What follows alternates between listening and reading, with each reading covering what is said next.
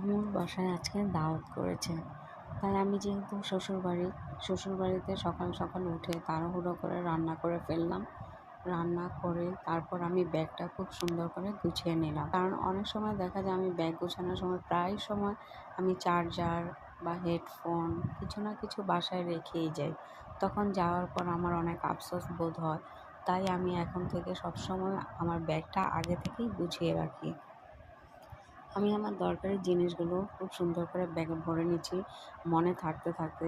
তারপর টুকটাক cosmetics, straightener এগুলো যা যা লাগবে আমি নিয়ে নিচ্ছি, কারণ দেখা যায় বাবার বাড়ি থেকে আমার সব জায়গায় ঘুরতে যাওয়া হয়। শ্বশুরবাড়িতে দেখা যায় আমার হাজব্যান্ড যেহেতু থাকে না, তাই সেই অনুযায়ী আমার বাইরে তেমন একটা বের হওয়া হয় না। তাই আমি সব কিছু আমার প্রয়োজনীয় জিনিসগুলো নিয়ে নিচ্ছি।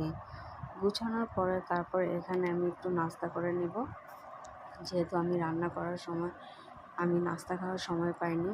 তো এই তো একটু এখানে হটডগ আছে, আমি সবগুলো খেতে পারিনি, যতটুকু পসিবল ছিল আমি খেয়ে নিয়েছি। তো আলহামদুলিল্লাহ খুব মজার ছিল।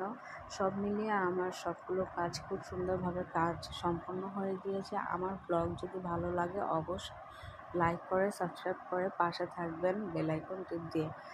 তো এই তো আমি রেডি হয়ে গেলাম, আমাকে কেমন লাগছে অবশ্যই জানাবেন। আমি 5 মিনিটের মধ্যে রেডি সেডি হয়ে ব্যাগ ট্যাগ গুছিয়ে আলহামদুলিল্লাহ খুব সুন্দরভাবে সেফলি বের হয়ে গেলাম। তো আল্লাহ হাফেজ।